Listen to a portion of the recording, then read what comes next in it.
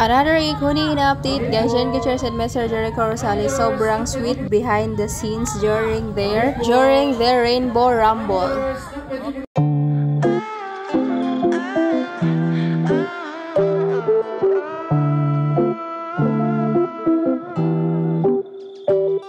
Alright, what's up guys? Welcome back po muli sa aking YouTube channel sa Fortnite's video update, guys. Another ikonin, more kaganapan, more kilig and sweet moments lang ikonin during the Rainbow Rumble. So ito nga ang binahagi ni Sir Oscar, guys, na pati nga si China na kanilang co-stars at si Sir Eric ay kilig na kilig nga sa ikonin, guys, during their behind the scene na tapos na nga silang naglaro. So ito nga binahagi ni Sir Oscar, ni Oski. So ito nga siya, guys, and ito nga din ang pa-joke ni Miss China Crab sa kanyang Instagram account na bakit daw hindi siya naimbitahan ni Echo mag-script reading, kasi nga naalala nyo kagabi sa Rainbow Rumble na inamin po ni Miss Gutierrez na inaya po siya ni Mr. Jericho Rosales mag-script reading. Then nasabi na din yun ni Mr. Jericho Rosales sa interview niya kay Miss Karen Davila, sorry po medyo nakalimutan ko, kay Miss Karen Davila na inimbitahan niya si Janine mag-script reading at doon po nagsimula ang kanilang relasyon. So ito nga ang binahagi ni Miss China Crab sa kanyang Insta.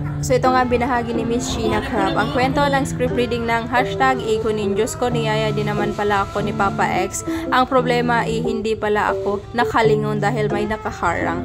Hi Papa X, Jericho Rosales official, feeling ko kung nakalingon ko nung time na tinawag mo ko baka may chiko na eme. Hashtag China Crab, hashtag Jericho, hashtag Janine, hashtag Rainbow Rumble Revenge, hashtag Rainbow Rumble. So ayun nga binahagi na pa-joke ni Miss China Crab na kilig na nga siya sa behind the scenes sweet moments ng ikonin during their Rainbow Rumble yesterday. And that's it guys, ingat, love so much. By the way guys, credit to the rightful owner yung videos from Sir Oscar.